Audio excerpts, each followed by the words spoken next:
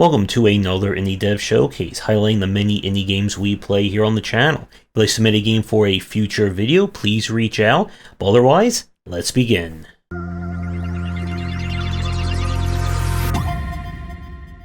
Alright, we are starting things off with Neko Ghost Jump. Please note the footage you are seeing is taken from the game in its early access. We played this right around when it first came out, and what you see may not represent the current version of it. This is well, it's not quite a 2D platformer, it's not quite a 3D platformer, it's a 2D 3D platformer, where you are able to swap between 2-dimension and 3-dimension at will. You can also transform into a ghost form that is used to attack enemies and try and keep your body alive. And yeah, there is a lot going on in this one. Your fellow cats have been kidnapped and you're going to have to try and save the day in all the dimensions. Now, from a platforming perspective, the game, at least in the version that we played, I don't know there's been any UI UX work done to it, is a bit on the button heavy side. You have the two different forms, two different dimensions, and of course all the moves and abilities that are tied between the two. And this is definitely not a platformer for people who aren't familiar with the genre. This is very advanced in terms of the difficulty and challenge. Now, with that said, there really isn't anything quite like Neko Ghost Jump out there. And I would recommend, if you are a fan of challenging platformers, to at least give the demo or give the game a try and see what you think of it.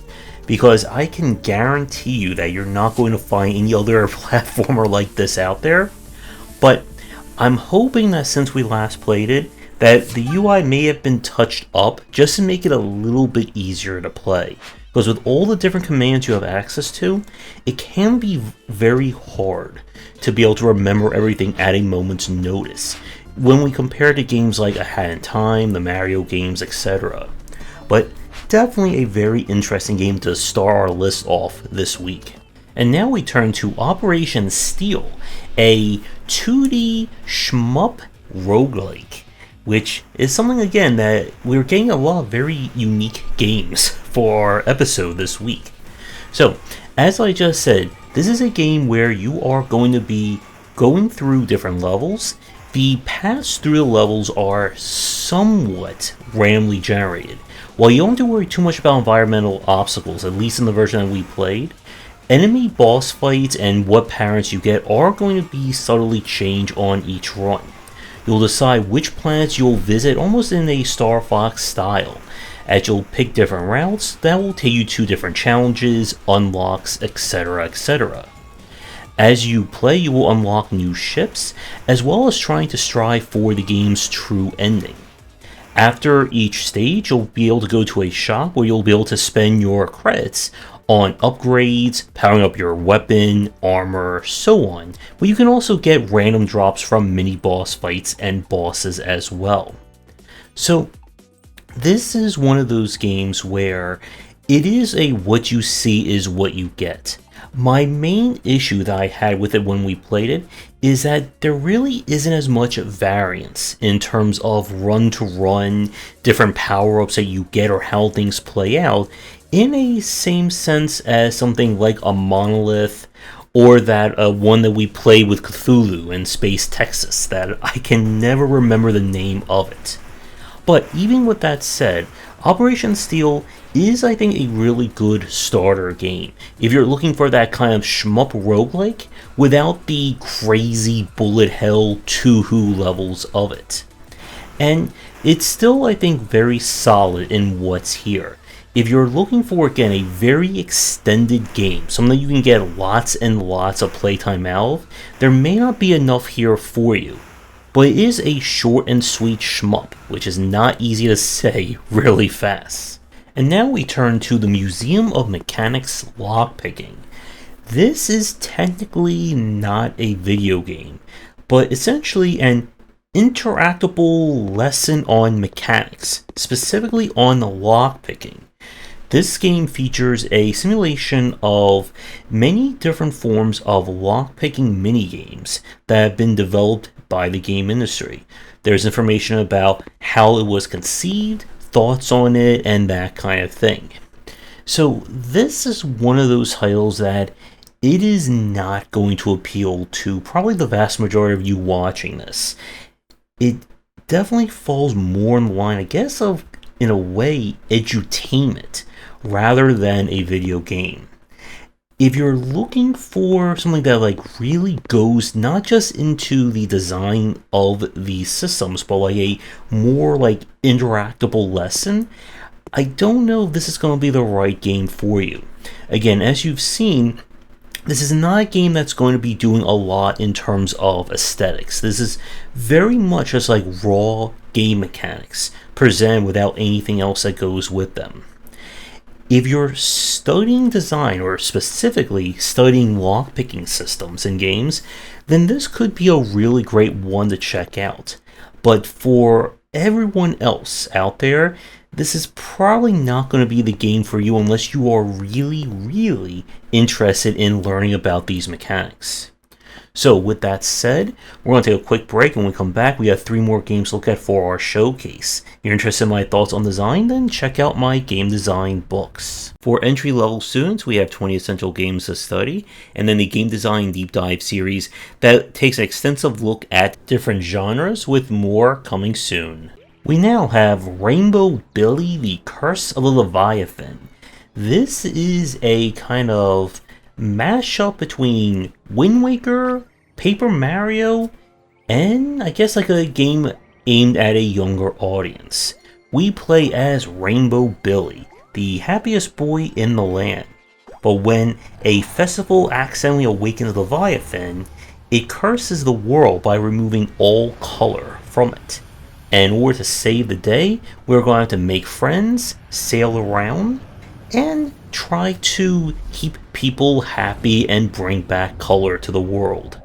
If you're looking for a very hardcore, challenging platformer, this is not going to be that game. I love the aesthetics of it, very bright and colorful, well, when it wants to be. And the game also features a kind of like Paper Mario-esque combat system, where here you'll have to use different kinds of attacks to try and make a character happy again. And it's all spelled out very clean and very plain. But the general progression is you'll sail from island to island, trying to collect MacGuffins and solve kind of like the riddle or mystery of that specific area. This will power up your boat, which will allow you to then sail further, move to the next chain, the next, and so on. I think this is a very solid game. Again, it is a bit on the simplistic side, and that is by design. This is not going to be a game that's going to test you too much, but I think this is a really great kind of rainy day game, or something if you have younger fans looking for a 3D platformer to challenge them without it being, super difficult or technically advanced. We now have Hyper 5.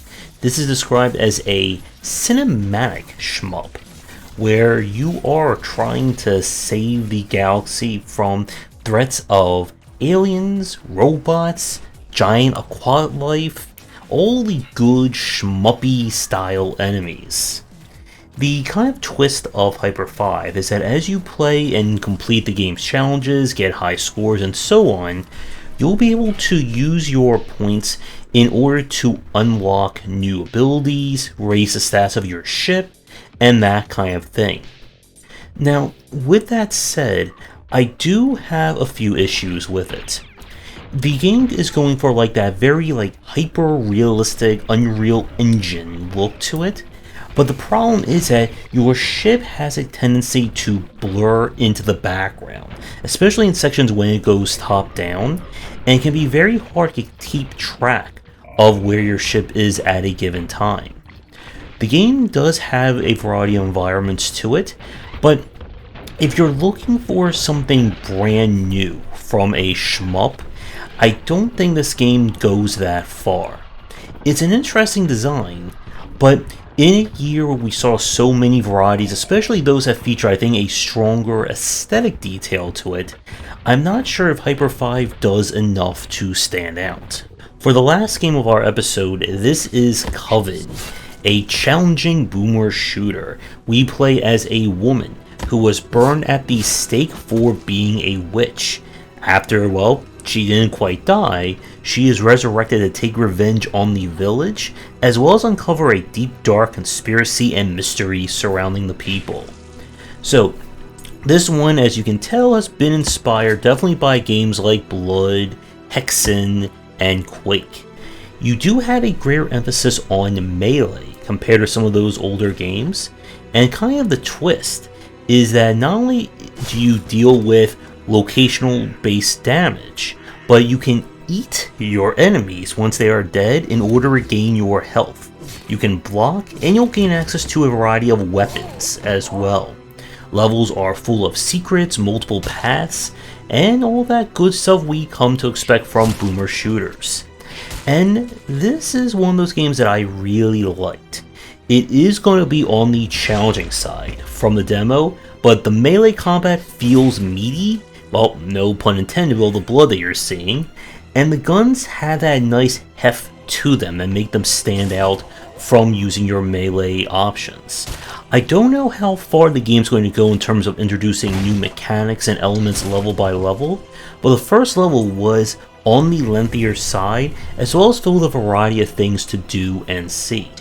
If you're not quite tired yet of boomer shooters, definitely keep an eye out for Coven and be sure to check out the demo. And with that said, we're going to wrap up this week's showcase here. You'll find links to all the games down below. Do the liking, subscribing, and commenting. Check out our Discord and Patreon. And again, if you'd like to submit a game for a future stream and videos, please get in touch. Come back for daily discussions on game design here and on game wisdom, where some of the art and science of games.